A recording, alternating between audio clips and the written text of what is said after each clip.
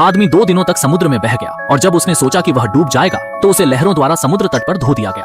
आराम करने के बाद वह भोजन ढूंढने की योजना बना रहा था, लेकिन जैसे ही वह जंगल में आया उसने 2 काले पैंथरों को किनारे पर घूरते देखा।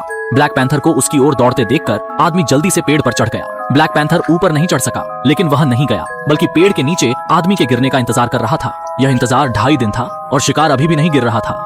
अंत में ब्लैक पैंथर ने धीरज खो दिया और गुस्से में चला गया। अप्रत्याशित रूप से जैसे ही मार्को पेड़ से नीचे उतरा, काले पैंथर ने वास्तव में एक झटका दिया। मार्को तुरंत पानी में कूद पड़ा, परंतु आने वाले पैंथर ने पीछा नहीं किया, मानो पानी में कुछ भयंकर हो। तभी एक मगरमच्छ को शोर सुनाई दिया, लेकिन सौभाग्य से मार्को वक्त पर तट पर पहुंच गया और बच गया। इन 2 बचतों के बाद मार्को ने जिंदगी पर शंका करना शुरू किया। उसे नहीं पता था कि क्या वह इस निर्जन द्वीप पर रह पाएगा, पर जीवन की इच्छा ने उसे आसानी से हार मानने से रोक दिया।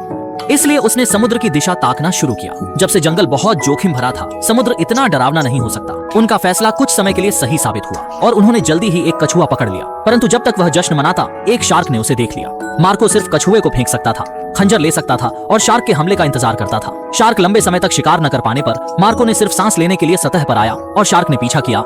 यह देखकर कि पकड़ा जाने वाला था, मार्को अचानक खड़ा हो गया। तब उसने महसूस किया कि पानी गहरा नहीं था और खड़े होते देख शार्क चक्कर खाकर तैर गया। प्रेम पीछा करने के बजाय शार्क ने पीछे मुड़कर जाने दिया। मार्को को देख भोजन बड़ा होता जाना, उसे शिकार की खोज फिर नाकाम हो गई। भूखा और हारा हुआ वह जमीन पर गिर गया और सो गया। जागने के बाद उसने जंगल में जाकर एक हथियार बनाया। जब उसने सिर घुमाया, उसने एक घायल हिरण को नहीं दूर देखा, लेकिन उसने नहीं देखा कि बगल में ही पेड़ पर एक तेंदुआ भी था जो हिरण पर नजर रख रहा था। मार्को ने भाला उठाया और उसको चला दिया। इस बार उसके हाथों में न हिरण आया और न ही कोई हथियार बचा। सर घुमाने पर उसने देखा कि तेंदुआ सिर पर मंडरा रहा था।